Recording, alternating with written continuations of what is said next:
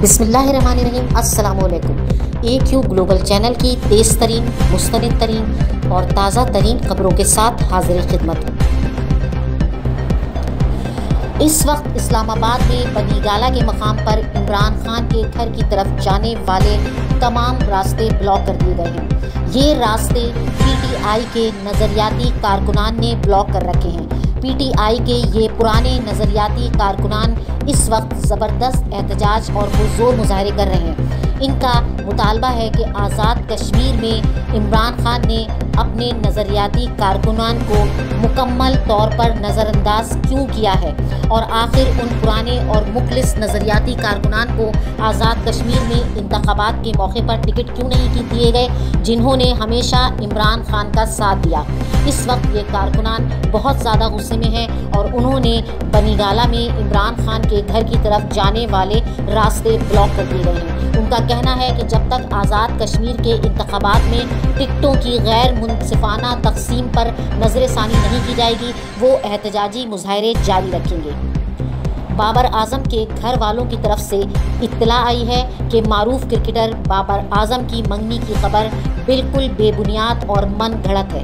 याद रहे कि ये वही मारूफ क्रिकेटर बाबर आजम हैं जिनकी पिछले साल किरदार कुशी की गई थी और एक खातून ने दावा किया था कि बाबर आजम ने उन्हें बॉयफ्रेंड की हैसियत से अपने घर में ज़बरदस्ती रखा, मारा पीटा और निकाह के नाम पर उन्हें धोखा दिया।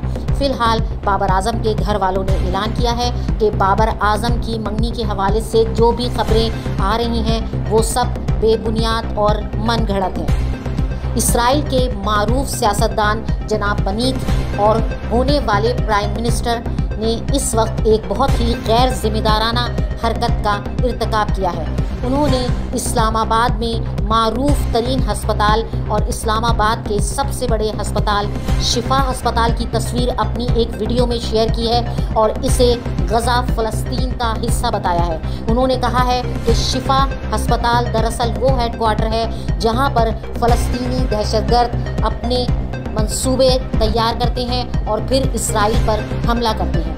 इस मौके पर पाकिस्तान ने फ़लस्तीनियों को दहशतगर्द कहने के ख़िलाफ़ ज़बरदस्त एहतजाज के साथ साथ इस बात पर भी ज़बरदस्त एहतजाज किया है कि आखिर इस्लामाबाद के शिफा हस्पताल की इमारत को इसराइली वज़ीर आज़म ने फ़लस्तीन गज़ा का हिस्सा बताते हुए उसे फ़लस्तीनियों का हेडक्वार्टर क्यों कहा और ये क्यों कहा कि वहीं से ही इसराइली फ़ौजियों पर हमले के प्लान तरतीब दिए जाते हैं। इस वक्त AQ ग्लोबल न्यूज़ की ताज़ा तरीन और फौरी ख़बरों में बस इतना ही। जुड़े रहिए हमारे साथ AQ ग्लोबल न्यूज़ में ताज़ा तरीन ख़बरें जानने के लिए।